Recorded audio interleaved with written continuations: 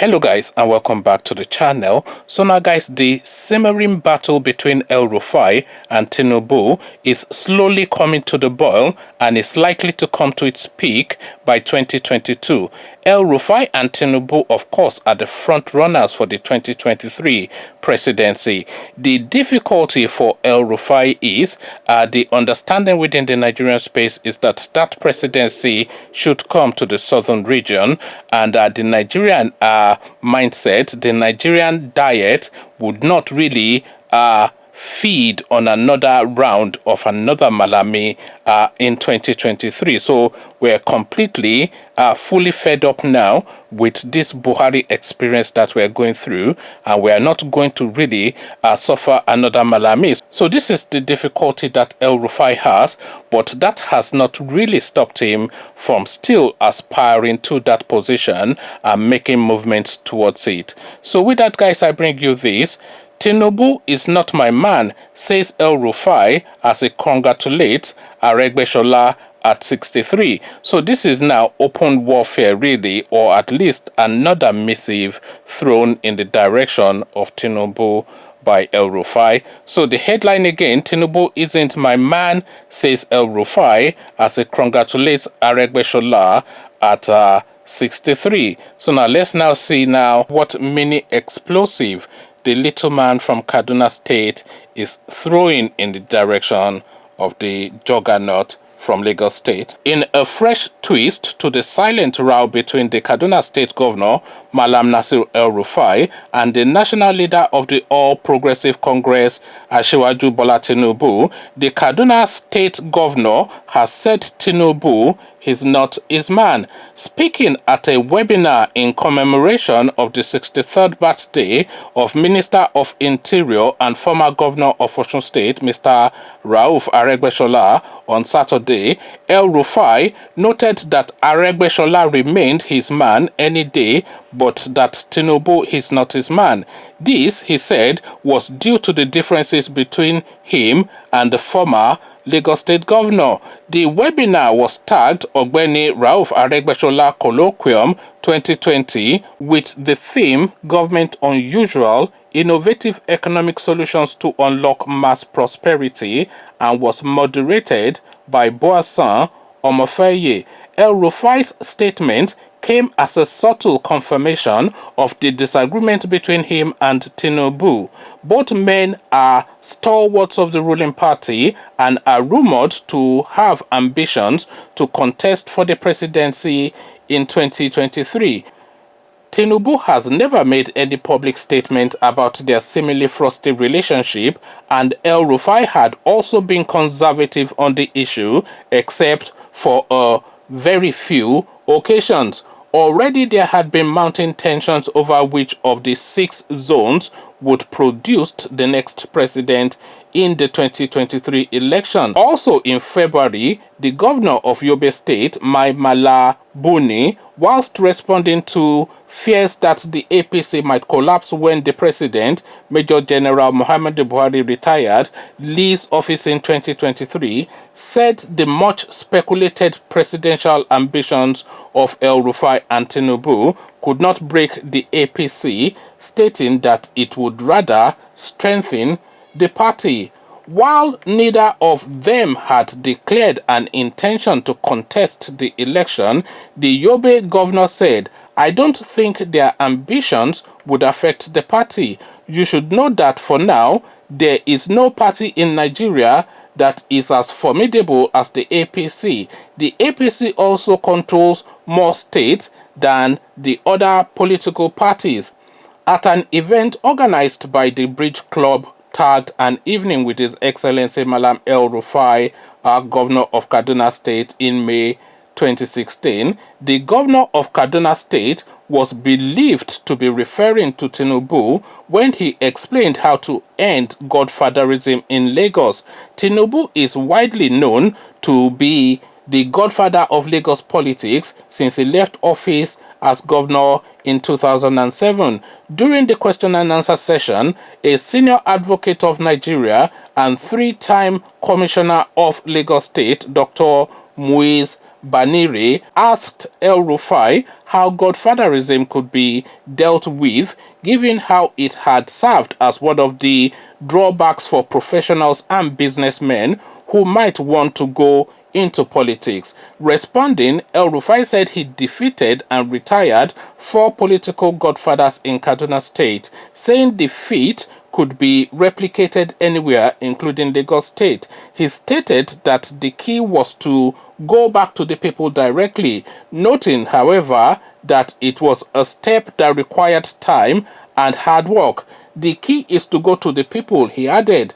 Whilst eulogizing Aregbesola during the webinar, El Rufai said he was not ashamed to state that he copied the school feeding initiative in his state from Osun State when he visited Aregbesola as governor, adding that there was a lot governors could learn from the way he developed the state in spite of the economic crisis that plunged the state into debt. Whilst congratulating the birthday celebrant, El Rufai said, "I want to congratulate my brother Ogbeni." Aregbesola, of course, calls himself Ogbeni, which is Mr. in Yoruba. "I want to congratulate my brother Ogbeni on his birthday. You know I am your man any day. I am not Ashiwaju's man, and you are Ashiwaju's man, but I am your man any day. Ashiwaju and I have differences, but you and I have no differences." In his remark, Aregbesola, who was visibly overjoyed by the contributions of the panelists and the eulogies he received from them, noted that his achievements as governor were driven by his passion for the people, a virtue, he said, he imbibed from his teenage years.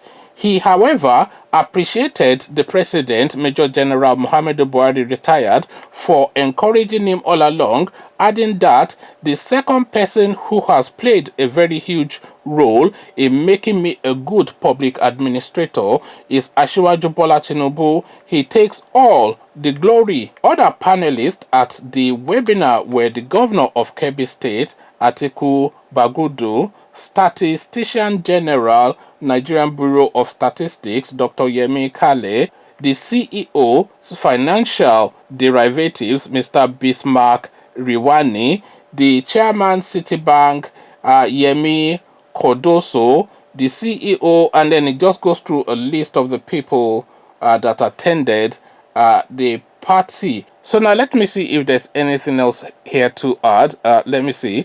So there's not really much more to add from this article. I really just wanted to land on that point where Malam El Rufai effectively declared that he is in open warfare with Tinubu. That is more or less what he has said at the Aregbesola celebration at his birthday party. So now, why would he now declare publicly that he's in open warfare with Tinubu? Malam El Rufai is a Hausa Fulani man from the north. Tinubu is a Yoruba man. We don't know which state he's from. We know he's not from Lagos State, but at least he's a Yoruba man. So he's a northerner, he's a southerner, and then of course almost like effectively from different countries really. So what then ties them? What would lead to their battle? What space are they contending for? Well, the space that they are contending for, of course, is an open secret. It's for the presidency. The contention is for who carries that ticket, who gets that ticket of the APC, for the APC for 2023, because whoever gets that ticket is effectively going to be the next president of Nigeria. There's absolutely no question about that. We all saw how they ran the 2019 election, where they just pretty much just wrote out figures and announced winners, completely ignoring what the people have to say, completely ignoring the will of the people. So we saw that in 2023. So we already know that whoever wins that APC ticket is going to be the next president of Nigeria. So El Rufai has two disadvantages. The first disadvantage is that the whole of the country, especially the whole of the southern region, is waiting in expectation for that power to transfer back to the southern region, because that is the unspoken understanding of the Nigerian nation, that power transits from north to south after one part serves a term or serves a tenure, or maybe that could be 2 terms. So that is the unspoken understanding, and especially having now experienced this Buhari element that we're going through at the moment, the Southerners are now more fervent than ever to have that power back. So anything now that now tells them in 2023 that that power is not going to transit back to them is going to be an almost impossible pill to swallow, and that might then be that trigger then that explodes or implodes the country, because that will be that step too far. So that's the one thing. The other thing is that Tinubu has been building up to this moment since 1999. He has been putting structures in place. He has been organizing, reorganizing, and maneuvering to take that position of the Nigerian president for himself, to serve a term as the Nigerian president for himself. So he's now that last step to that achievement now, and the build-up has been so long and has been that detailed about that I am not going to say it is impossible for Malam Rufai to overtake him, but it will be extremely difficult. You have to understand that. So the battle lines are drawn though, and El Rufai is not toning down his ambitions in that direction. He wants it, but then he knows that there are a lot of hurdles to scale, and those hurdles to scale is especially the Yoruba people. So you'll see him romancing the Yorubas a lot. You'll see him even making comments in Yoruba language. You'll see him appointing Yoruba people into his government, and you see him doing all these things, and all of these things of course are geared towards that 2023 narrative. So he is now building his structures now very quickly and very aggressively to rival Tinubu, and at every opportunity that he has, he will poke and prod at Tinubu, inviting him out to a public fight. But then, of course, Tinubu is too long in the tooth to be pulled out in that way, because it will be at a complete disadvantage. Tinubu doesn't have to say anything to El Rufai for him to go on and capture the Nigerian state in 2023, because everything is there. Malam Buhari owes him big time. So Malam Buhari cannot be with any sense of conscience betraying Tinubu. Yes, it's a Malami and they are known for their treachery, but even he will balk at the idea, after all that Tinubu has done for him, to now betray Tinubu. So that'll be difficult, and also a lot of people will recoil at that, because everybody knows that it was Tinubu that almost single-handedly made Buhari president. So Tinubu doesn't have to come out, and in terms of wit and sharpness, Tinubu is a very intelligent man, and El Rufai is extremely intelligent man too.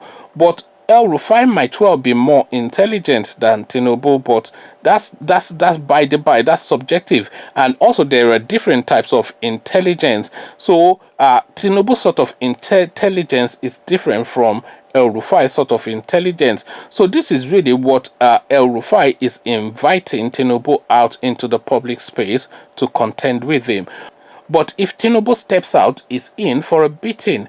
Malam El Rufai is a very sharp man, as we have already established, but Tinubu is a very cunning man. But Malam El Rufai is very articulate. He has a fantastic grasp of language, is eloquent, is confident, and is an assertive public speaker. Tinubu, he talks with some sort of like slurring, druggy voice that you don't really understand.